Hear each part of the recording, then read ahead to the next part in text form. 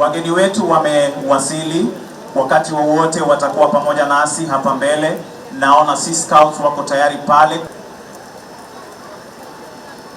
Naona pale mwenyekiti wa halmashauri ya bodi ya Kenya Maritime Authority akiwa pia naye amewasili. Naona pia pale Mr. Muraya.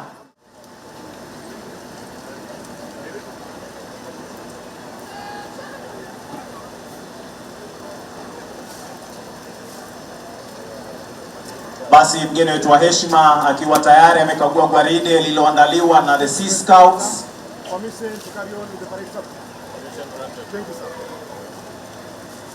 Asante, wakiwa walikuwa wanaomba ruhusa basi ya kuondoa gwaride hilo. Heshima Principal Secretary Shipping and Maritime Mr. Shadrack Mwadime, na tuko tayari kabisa kuanza programu yetu. Kenya Maritime Authority mtatuongoza kwa wimbo wa taifa Kenya na pia wimbo wa East African Anthem. Na waomba nyote tafadhali tusimame kwa heshima ya wimbo wa taifa.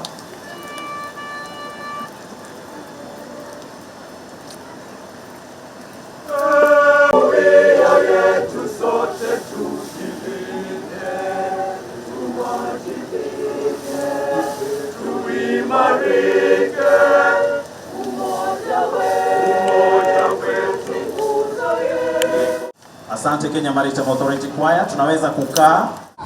It is time for me kuhepa, nasema bado nasimama. It is time for me kuhepa, I'm running, running, running, moving, moving, moving, in any way.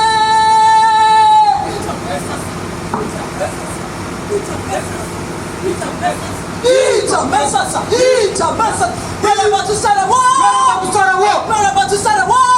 We're about to start a war. We're about to start a war. Oh.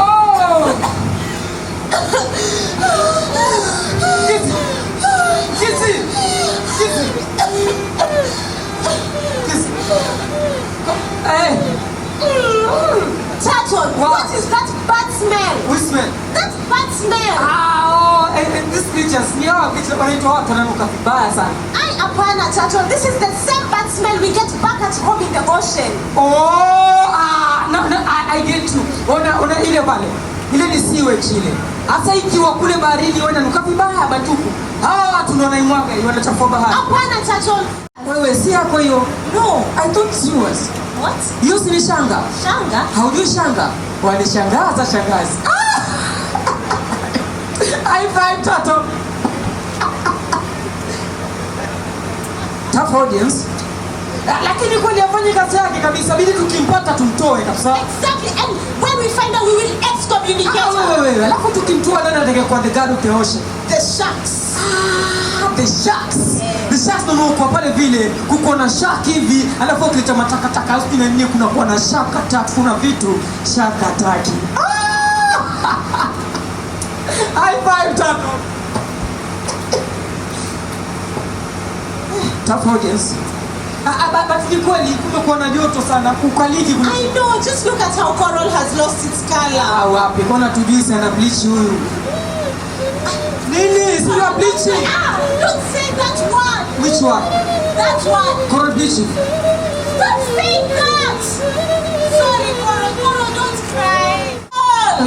Mkisi. Coral is dead. Tato must go. No. Tato must go. No.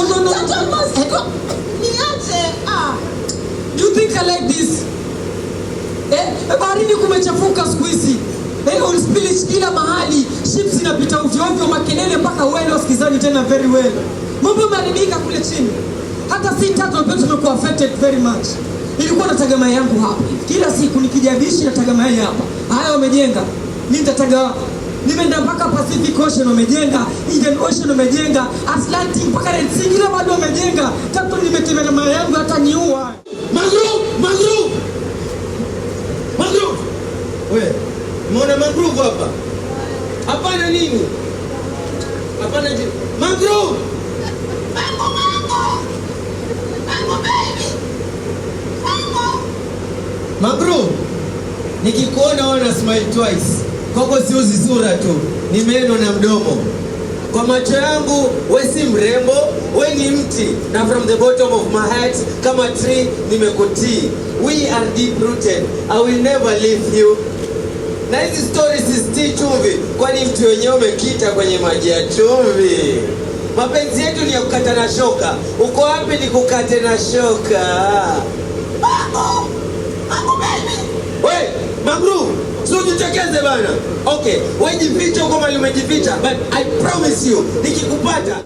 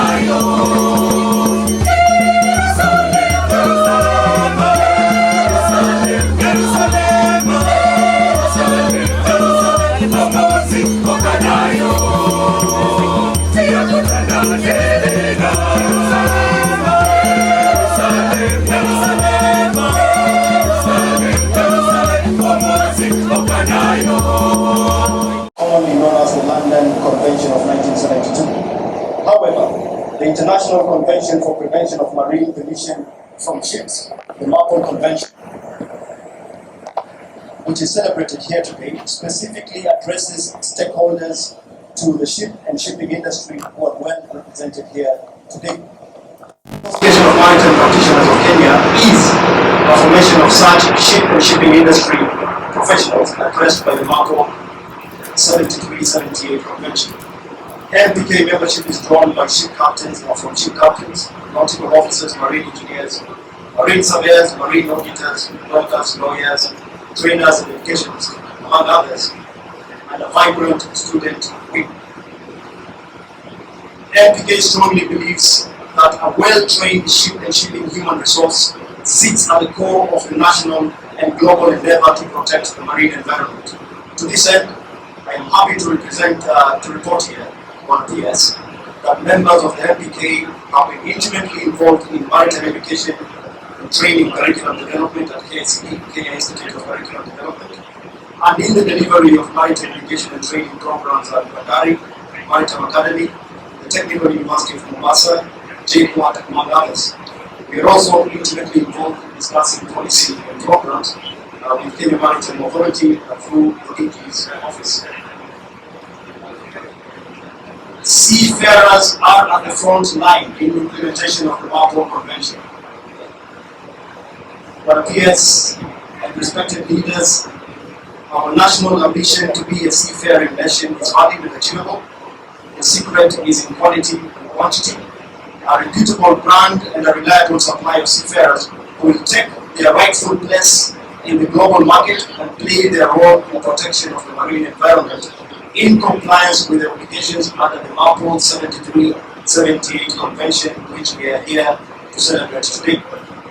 I thank Kenya Maritime Authority and the organizers of this event today, and I wish to reiterate our commitment of the MPK, together with other stakeholders, in achieving our obligations as stipulated under the Marpol Convention and in support of the government policies and procedures towards achieving the same. Thank you so much. Asante sana. Asante sana Captain Suleiman kwa hotuba yako hiyo. Mgeni wetu wa heshima, naomba kwa heshima yako sasa nimwalike the director MV Logoscope, Mr. Edward David.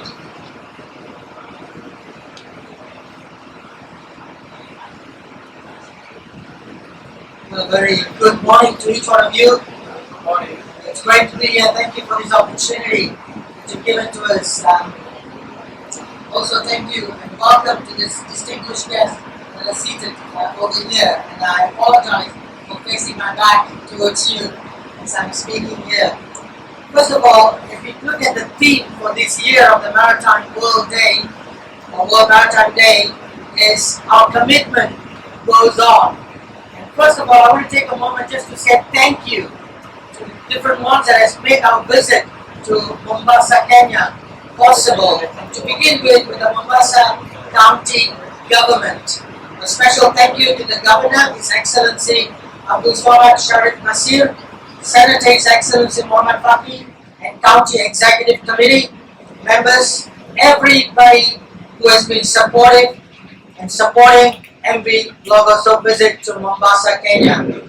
Secondly, we want to say thank you to the Kenya Port Authority. A special thank you to Captain William Ruto and the amazing KPA team who have been key partners in making this visit a successful visit, especially for the Logoso being the first ever visit to this country. Thirdly, Kenya Maritime Authority, a special thank you to you, to the Principal Secretary, His Excellency Shadrach Mwandima, EBS Chairman Mr. Amizi Mwaguya, General Director Mr. John Oming'o, and the amazing KMA team who have been key partners, key players in making this visit a successful visit in Mombasa since the first team, the advanced preparation team that arrived here in this city.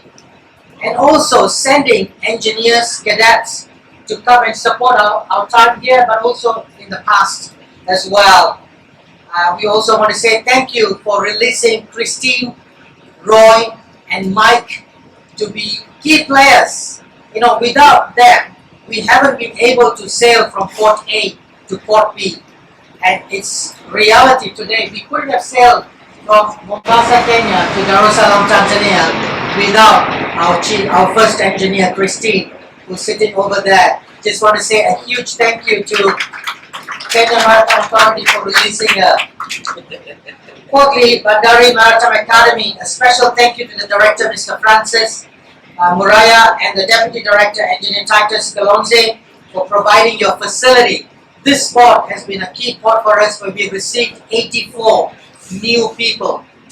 And in order for them to have a basic training, basic safety training, we've been able to use the Maritime Academy to run our training. So thank you very much for making it possible for us. But lastly, but not the least, is everybody else that is involved. We want to say a huge thank you for making our visit possible. And you know, we have seen close to 150,000 people visited the ship during our stay here. And all of you have made it possible, and especially the Port Authority. You know, I have been involved with this organization for 37 years. I haven't been in a port for 6 weeks where we haven't been able to move or shift. To be alongside in one place, it's a miracle.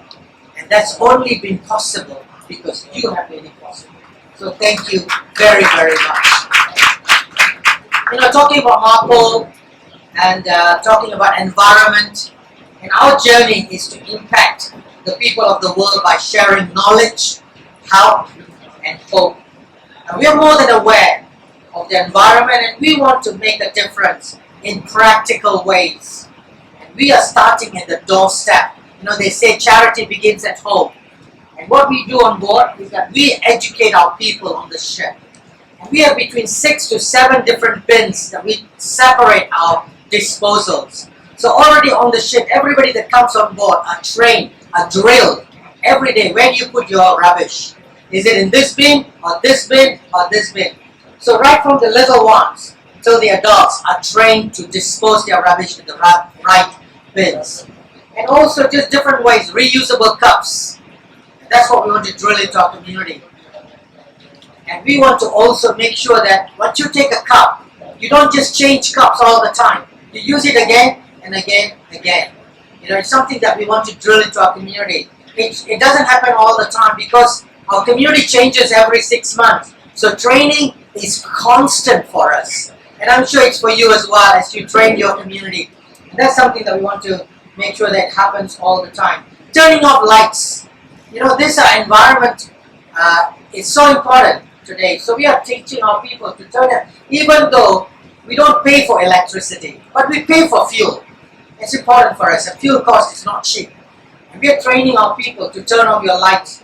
We're training our people to unplug your devices. All of this adds, small things and big things adds to the environment. So the environment stays healthy. And that's what we want to do. And lastly, we want to take this opportunity to say thank you to a few people by presenting our plaque. First of all, Principal Secretary, His Excellency Shadrach Mwadime, EBS. If you are here, if you can come to the front. Thank you very much for making our meeting possible. Really Second, we want to invite the Kenya Maritime Authority, Mr. John Oming'o. Please come to the front. Thank you very much.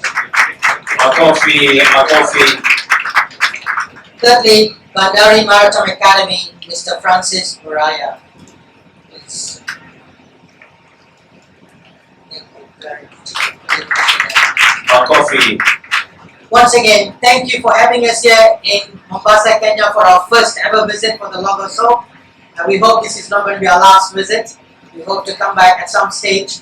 But once again, God bless you and thank you very, very much for this opportunity. Thank you very much, Mr. Edward. I hope Heavy Logos is still around.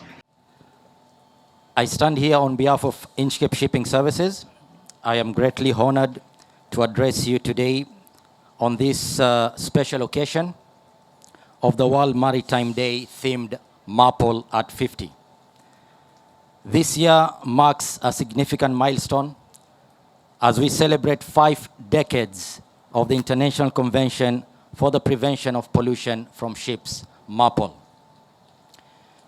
It is certainly a testament to our commitment to sustainable marine practices and the protection of our precious marine environment.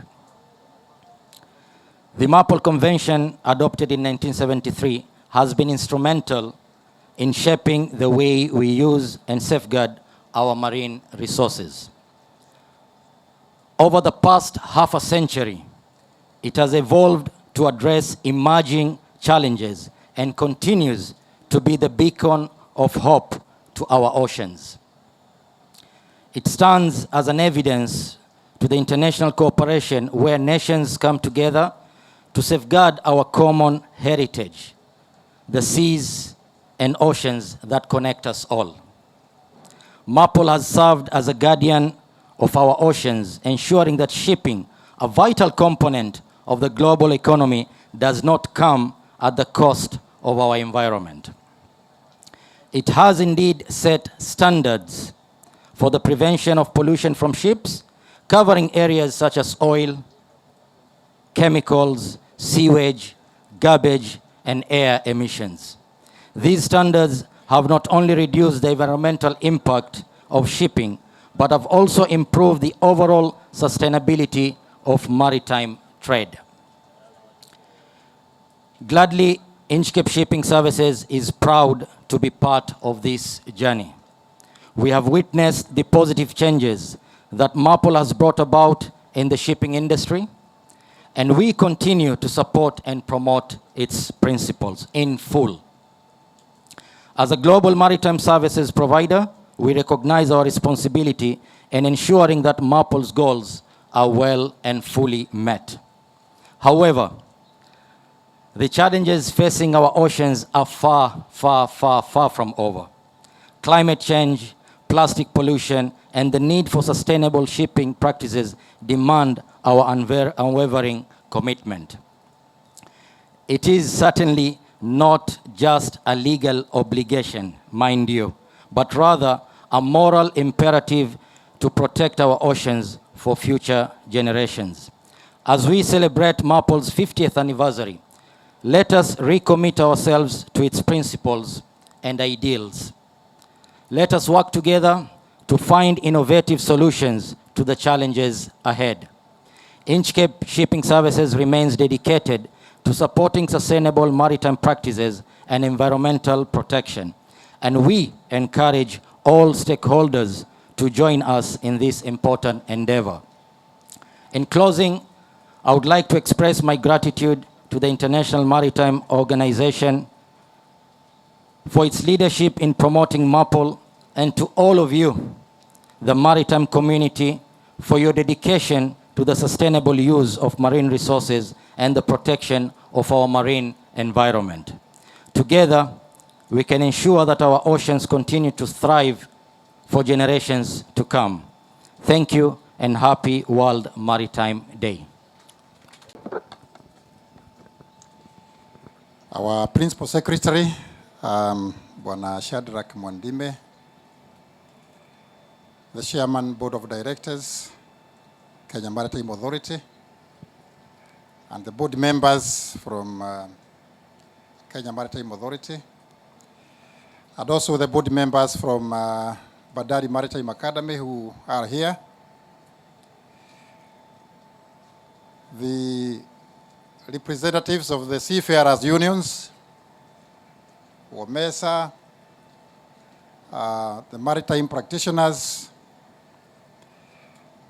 I've also seen representatives of East Coast here,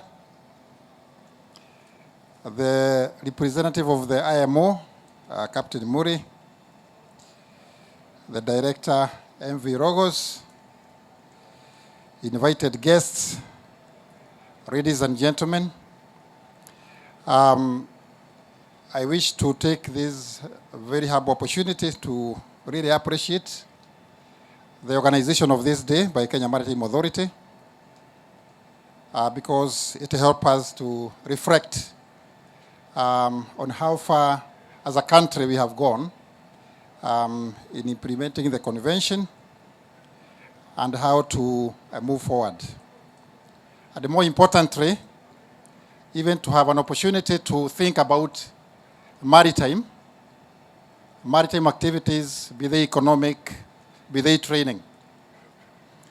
And as an academy, we look forward to a day when this day will be celebrated nationally, because our understanding is that the maritime now is the next very important frontier for economic development. Mr. PSR, as an academy, we have worked with the Go Brew project to develop curriculum on maritime pollution, which is our contribution in bringing together all relevant agencies dealing with that space and sensitizing them on how to deal with the pollution in a strategic and united manner, and also as a way of bringing our students on board on these matters. And we should be rolling out this curriculum, among others, on the maritime domain sometimes in October. So I want to thank KMA very much for the support they have continued to give us as an academy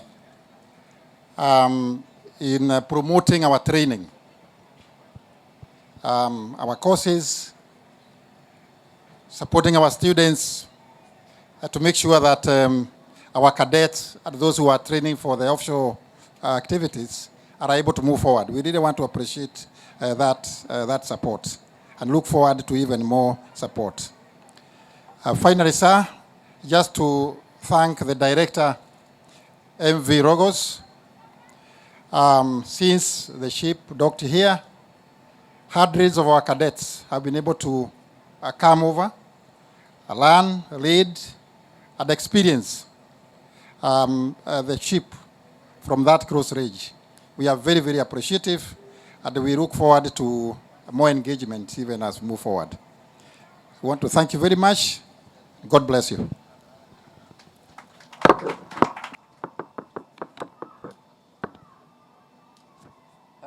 Our chief guest, the principal secretary. Okay. And my friend, Shadrack Mwandime, the the Chairman, Kenya Maritime Authority, Mr. Misi Monguya, Director General, Kenya Maritime Authority, my brother John Oming'o, the Director, Bandari Maritime Academy, Bwana Muraya, the Director, Kenya National Shipping Line, my brother over there, Bwana Juma,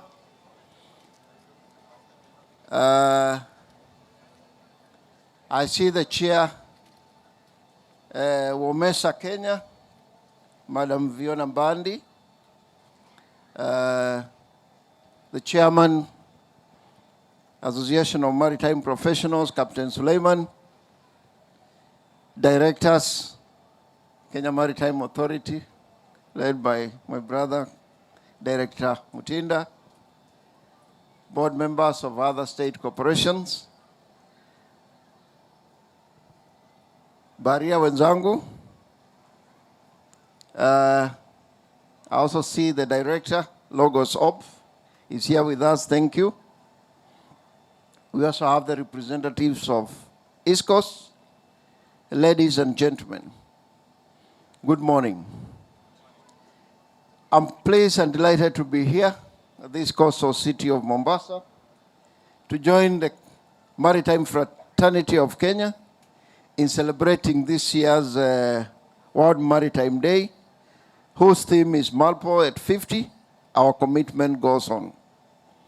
Gentlemen, ladies and gentlemen, I bring greetings from the Secretary General, Mr. Kitak Lim of IMO, and apologies for also bringing the London weather to Mombasa. It was not intentional, and next time I will keep it at bay, then I'll bring the director's message, the Secretary General's message to the fraternity of Kenya. And I read Mr. Kitak Lim's speech from London. Today, shipping delivers over 80% of world trade and carries millions of passengers to destinations across the globe. Maritime transport continues to be the safest and most energy efficient mode of transport. Shipping is a crucial part of global supply chain, and this is certainty, even in uncertain times. The International Maritime Organization, the IMO, is fulfilling its role as a global regulator for shipping, ensuring that the maritime sector delivers cargoes safely and in an environmentally sustainable manner. The voyage towards an environmentally sound shipping sector started over 50 years ago. At the time, the world recognized the need to protect our planet and, in particular, marine environment from all sorts of pollution. A number of maritime pollution incidences were a strong catalyst for action. Against this background, IMO decided to adopt a treaty to prevent pollution from ships into the marine environment. The International Convention for the Prevention of Pollution from Ships, commonly known as Marpol.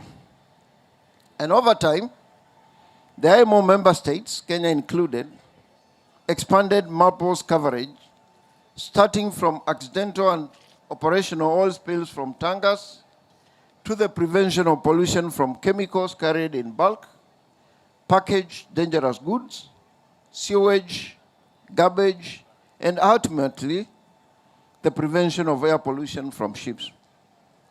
This year, we celebrate the 50th anniversary of this landmark environmental treaty. To mark this special occasion, our World Maritime theme for 2023 is Marpol at 50. Our commitment goes on.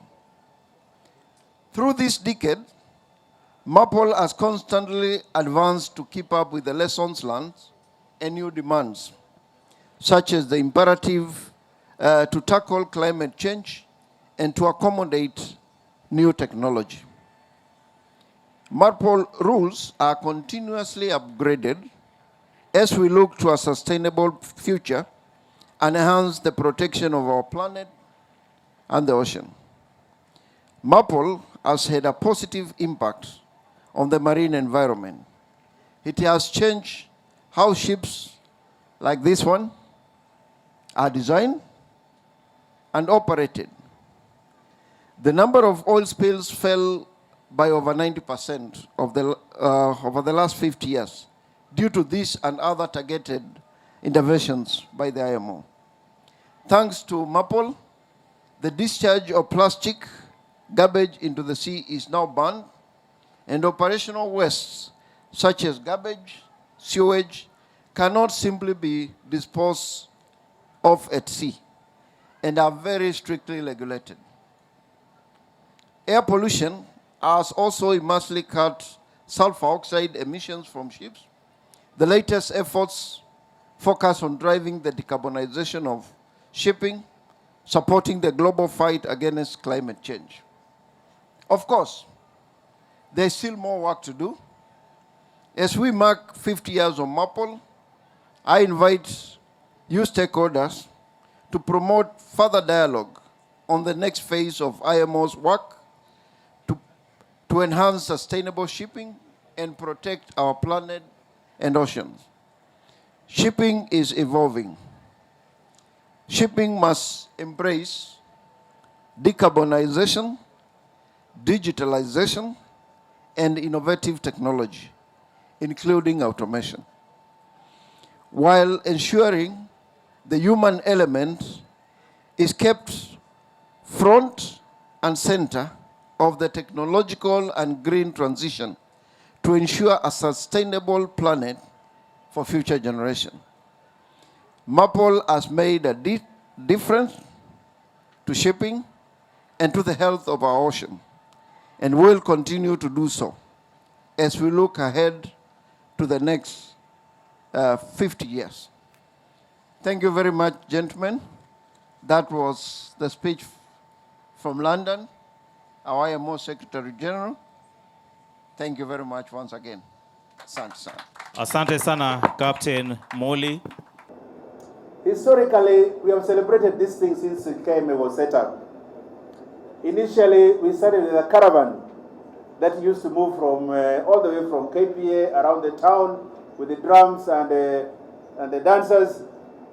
And it was very interesting. Then we used to gather at Mamangina, and there we used to have the speeches just to remind the general public of the importance of this particular day. Together with our seafarers, very, very active indeed. It was very nice. So we have sustained this tradition of marking this very important day in the calendar of events of IMO. We have had a choir singing, and it's been a very, very interesting. So as we meet today, we want to celebrate the 50 years of Marpol, where we have declared that our commitment still goes on. Also, we were supposed to be in a room, but we opted to come here where you can see the ship, because others have not had opportunity to go and see what is inside there. It's full of information, full of knowledge about the maritime, and particularly marine pollution and the water there. So when you go there, you'll sample in and see a lot of information, because from that knowledge, you leave this place at the end of the ceremonies transformed. I've also seen the president of UMESA. UMESA is here with us. They have been very supportive right from the beginning in bringing these issues at the forefront. We as KMA, as we are celebrating Marpol at 50, Kenya is also at 50 as a member of the IMO, coincidentally. So we have been in IMO for 50 years, just the same age as Marpol. And in that role, we have played a very, very important part in participating in very important documents that IMO keeps on generating, dealing with the various aspects of maritime, security, safety, and even marine pollution. And it's a reminder that as a country, we are very, very active, and active in supporting sustainability of our environment, particularly in the waters. we get food from the waters, we get activities, but we must be responsible as human beings. I want to thank the artists who came here and demonstrated to us the sounds coming from the organisms living in those waters. Mangrove is complaining, the fish is complaining, it's confusing plastic as food. Then it goes there, it becomes quite a problem. So we as human beings who can listen, who are here listening, we have a heavy responsibility to be careful on how we deal with the environment. It goes beyond the oil. We as KMA, we specifically deal with the pollution from ships, which can come either operationally, depending on what systems you have on board to take care of the operational pollution that comes from the ships, but also accidentally to play a very important role to ensure that ships don't break and pour oil in the waters. And that's why in the background, we have our inspectors. They check and see that you have what is required to sustain the safety of the vessel in the water and ensure that it's not polluted. Not only that, we also check the crew on board to see that they are properly qualified to ensure that we play that responsibility as part of the global community to ensure that we use the environment sustainably. Not only that, there is the air pollution, which is also quite a big problem. And also the fish, sometimes the noise from the engines, they don't like it. It disturbs them. It confuses them. Like somebody is calling it for something, but it's only to realize an engine. So it's very, very important. They also communicate that we keep abreast, alert on how the global community is addressing even the noise pollution. So the design of the engines, the efficiency, and all that goes to make sure that ships are, we are operating sustainably. We are there to support and implement. So without saying much further than that, it's my pleasure to see you coming in here, taking your time to join us in celebrating this particular occasion. And it's not something that we take for granted. We really appreciate your presence, and thank you so much. The past speakers, Edward David of Logos, we really appreciate the support that you have given us. As he mentioned, we have 3 of our staff on board gaining their sea time. We have Christine. Christine, where are you? Christine is the first engineer and has been responsible moving all this big thing, and she's very small, but she makes sure that the engines are running and moving very smoothly. This one is something we are proud of. We have Kialo, we have also Mike. Where are they? You are all there. Yeah, right at the behind there, and we are very, very proud. And Roy, yes, we are very proud of what you are doing. Not only that, the ship has offered to us an extension of their stay, because for them to be able to operate as qualified seafarers, as marine engineers, they have to do the sea time. And as you know, we have challenge in the sea time. So when we have them offering that, we are very, very proud of them and very, very thankful. Most of all, we are very thankful to Inchcape. My friend Walid is here. They have given us a lot of support, even in terms of coming in to bring these celebrations in this particular point. It was very important that we move out of the rooms, come in the open space, and we talk about what you are seeing directly. And if you have an opportunity, you are invited now to go in there and gather that kind of information that they have. I just want to pass one message from the government of Kenya that the government is soon launching third generation identity card, dubbed Maisha number.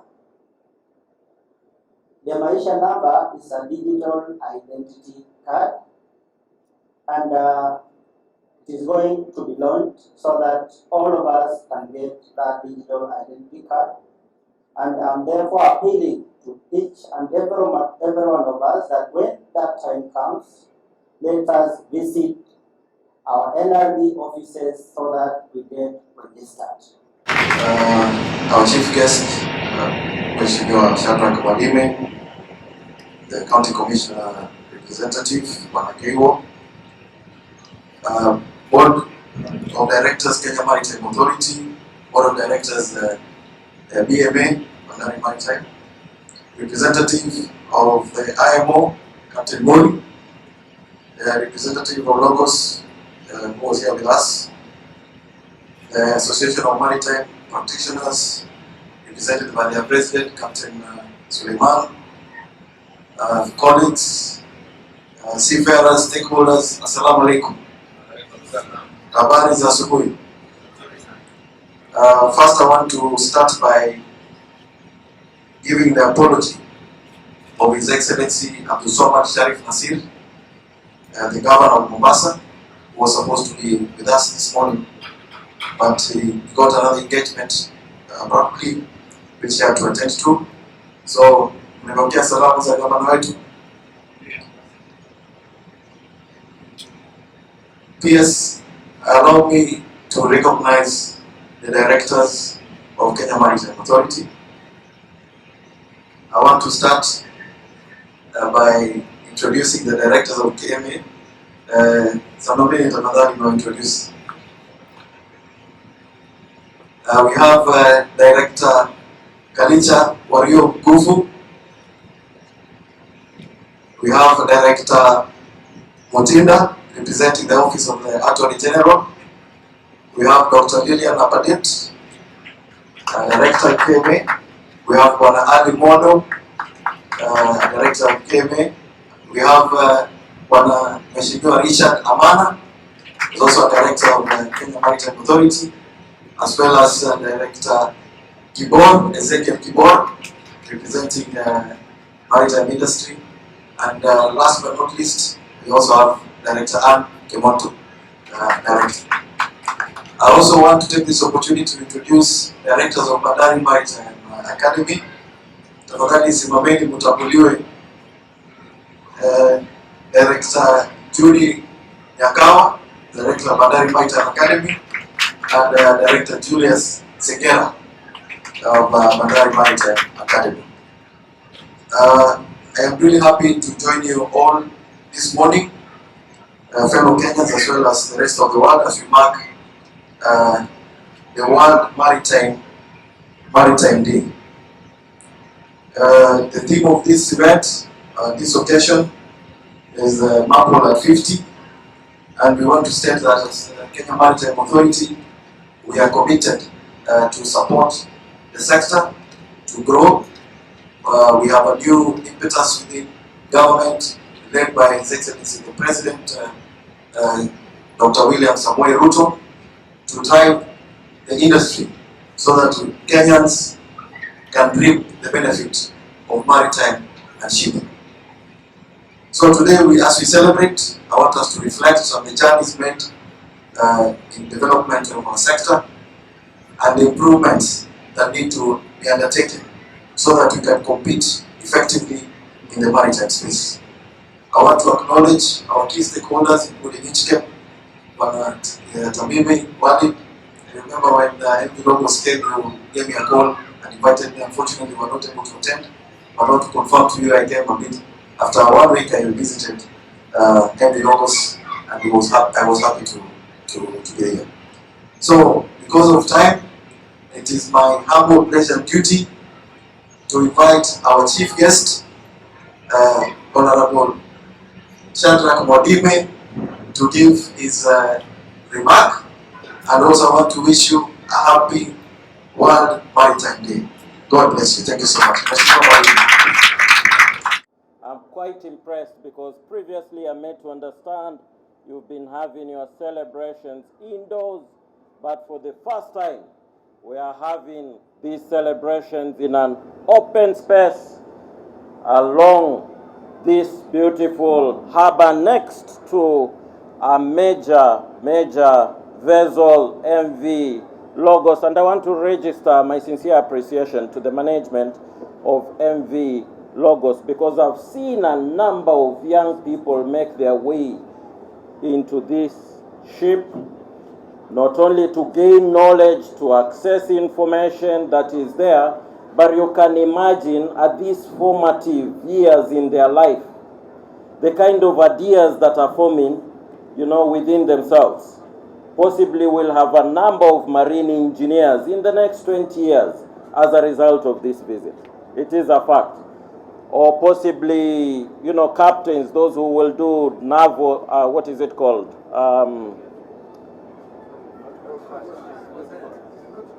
nautical science, absolutely, you know.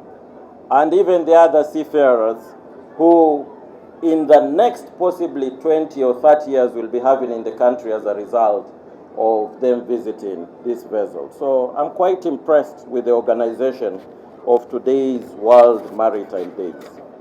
I feel greatly honored, ladies and gentlemen, and privileged to address this gathering on the occasion of the World Maritime Day under the theme Marpol at 50, our commitment goes on.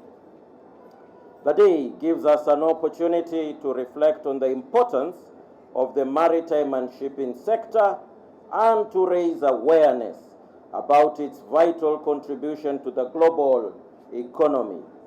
As we are all aware, shipping is the pillar of the world economy, an enabler of development without which we would not function as a global community.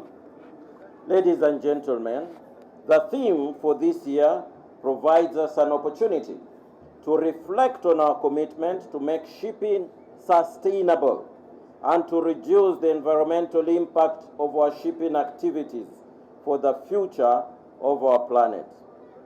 Today, the maritime sector transports over 80% of global trade by value and 90% by volume, and accounts for nearly 3% of global emissions.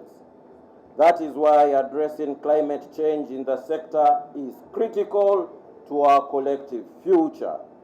We need all the players to deliver on the policies and investments required to realize a just and equitable transition for the entire maritime sector. As we reflect upon this remarkable journey, it is imperative that we acknowledge the tireless efforts of all those who have contributed to Marpol's success. From the maritime professionals navigating treacherous waters to the policy makers crafting regulations, every individual has played a crucial role in advancing the cause of environmental stewardship within the maritime domain.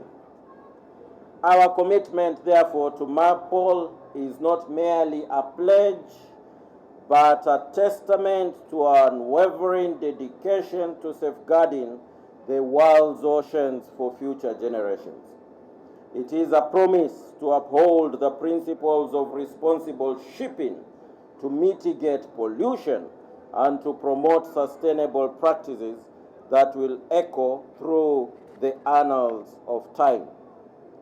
Ladies and gentlemen, Kenya's membership at the IMO for the past 50 years stands as a testament to our nation's dedication to the maritime industry and our role as a responsible global citizen.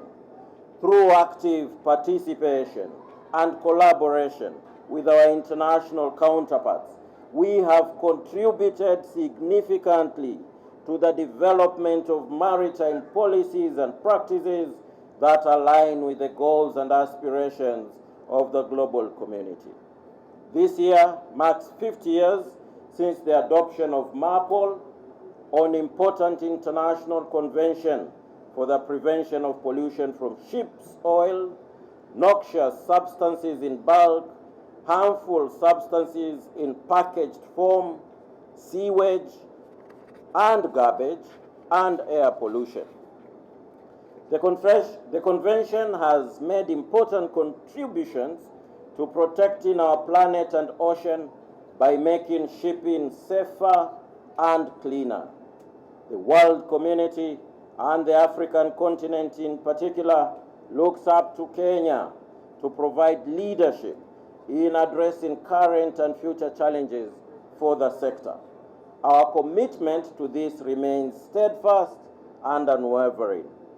I wish to reiterate the government commitment to the ideas of Marpol and to addressing the needs of the sector for the future. We continue to fulfill our obligations under the convention through our flag and port state obligations and programs and through investment in the human capital that is required to meet the future needs of Marpol and other conventions of relevance to the shipping and maritime sector. So ladies and gentlemen, as we look ahead to the next 50 years, we reaffirm our commitment to ensure Marpol remains relevant and adapts to the emerging needs of the sector. The current discussions on climate change and the role of the maritime sector are an indication of the need for Marpol to continue being the main guide to the sector on the approaches required to address sustainability of our activities in the maritime sector. IMO recently adopted the 2023 strategy to address greenhouse gas emissions from international shipping. This is an important document that calls for concerted efforts to tackle climate change and address greenhouse gas emissions from ships.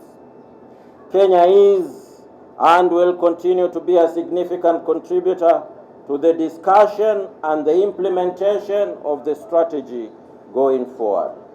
The recent Africa Climate Change Summit is a strong indication of our commitment at the highest level to climate change mitigation, adaptation, and climate financing, with the shipping sector focused to be a major contributor. The government is also keen to find opportunities presented by the emerging technologies and will be keen to position the Port of Mombasa as a major supplier of new and emerging fuels for international shipping.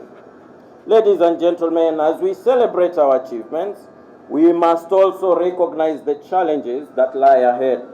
Climate change, pollution, and unsustainable practices continue to threaten the delicate balance of our marine ecosystems. It is our collective duty to rise to these challenges with renewed vigor and determination. Together, we must continue to drive innovation, invest in green technologies, and advocate for policies that prioritize the health and well-being of our oceans. Let us forge ahead, steadfast in our commitment to leave behind a legacy of a cleaner, safer, and more sustainable maritime industry for generations to come. I wish to reaffirm our commitment to the development of the blue economy and to ensure it contributes to the government's bottom-up economic transformation agenda. We have rolled out several programs which we believe will enable us unlock the immense potential of the maritime sector and enable our people to utilize the blue space to realize socio-economic development for our people and to achieve the 2030 agenda on sustainable development. With these remarks, ladies and gentlemen, it is now my singular honor to officially declare this World Maritime Day officially open. I thank you, ladies and gentlemen. Miaka ijayo tumekubaliana pamoja na chairman kwamba tutaenda mashinani. Tunaamini kwamba kwa kuanza kuangalia rasilimali yetu within the marine sector, hapa ndo mwanzo wa uchumi wa the entire coastline ya Mombasa, of this country, the entire coastline right from Lamu all the way down mpaka huko Kwale.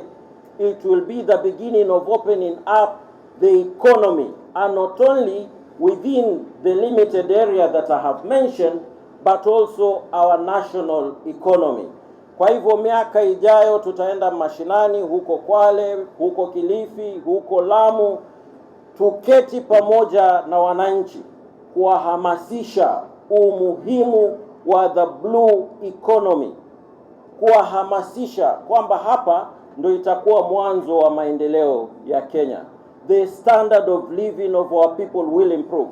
I'm extremely convicted within my heart that we are on the right course. even as we exploit the resources within the blue economy, we've had challenges concerning our young people accessing employment opportunities. This is the way to go. Our young people are a major resource. We shall not complain concerning them as we look ahead, and I see a bright future for the African continent as they exploit the resources within the blue economy, within the maritime, sector.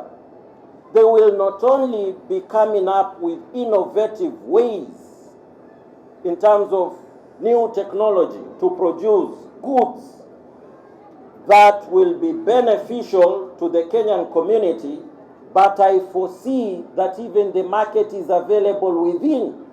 We will not even need to sell our products abroad because of the population that obtains in Africa and will continue increasing even as time goes by.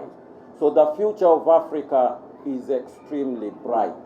I don't see any challenge whatsoever in terms of expansion of our economy. I don't see any challenge whatsoever in terms of improvement of our standard of living.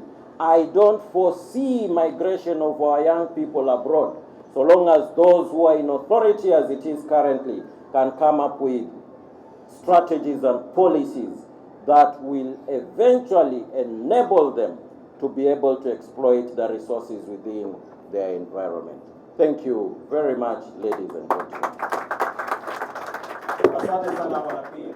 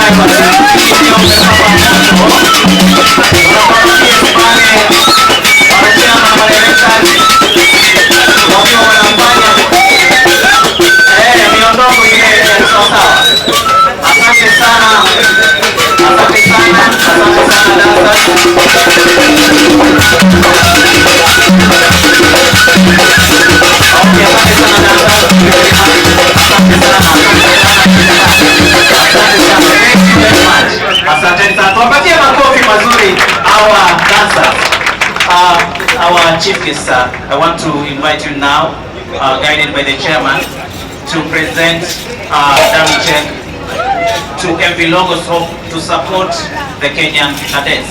The check is going to be received by Mr. Mark Stevens, who is the Chief Officer MV Logos. I think let me explain the purpose of this check. It's addressed to MV Logos, and the reason why we have decided to set aside this amount is because they have accepted to take four of our young people, 4 of our seafarers to gain sea time experience. And therefore, this money will be used for their upkeep while they're in the ship. So we want to thank you most sincerely, MV Logos, for giving us this opportunity. We've had a challenge in terms of sea time experience. And therefore, if other shipping companies can also do likewise, then we should be able to overcome that challenge. And let me announce here that we have also set aside about 25 million shillings out of the courtesy of the chairman, KMA, and the board of directors and management that will be utilized by our young people for sea time. Asanteni sana.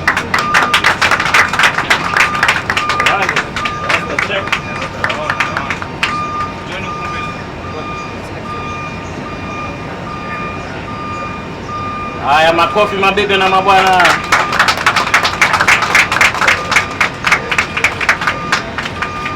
Naam, cheki hiyo imepeanwa ni kwa ajili ya cadets ambao wanaingia MV Logos na ni kwa ajili ya upkeep yao. Tuwapigie makofi MV Logos kwa kukubali kuchukua vijana wetu 4 katika meli yao kwa ajili ya mafunzo. Asante sana. Thank you so much our chief guest. We are coming to the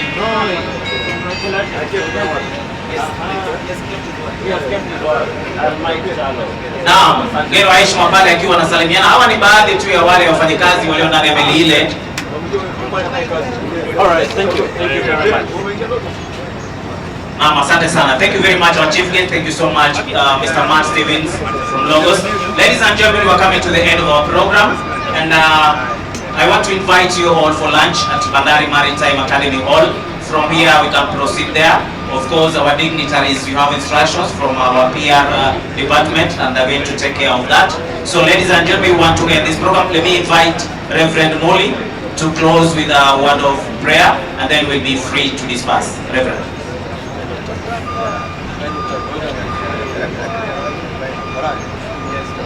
Basi kabla ya kuomba, kuna wakati nilitembea katika beach ya Diani na kaona kibao imeandikwa don't litter the oceans. Animals don't litter the oceans. Human beings do. So let's behave like animals. Tuombe. Our dear Heavenly Father, Lord, we thank you so much because as we begin these sessions, we committed ourselves into your hands. And we thank you because you've been with us from the beginning to this time. We thank you for all the speakers and all the speeches that we have heard today. We pray that, Lord, they will change our behavior and will make us stewards of your creation. We pray for your blessings upon us as we pass from this place to different places. We pray that, Lord, you bless us. You bless all the seafarers, and you pray you bless all people who work in this industry. Bind us together with your love, and always help us to remember what we have agreed upon this day. In Jesus' name we pray and believe. Asante sana, asante sana. Ladies and gentlemen, tumemaliza, tumefika kilele na mwisho wa hafla yetu ya leo. Asanteni sana kwa kuja na nimewakaribisha. Kuna chakula cha mchana pale Bandari Maritime Academy. Kufika pale utaelekezwa, tutakuwa sote tunabarikiwa kwa chakula kile. Asanteni sana na mbarikiwe sana.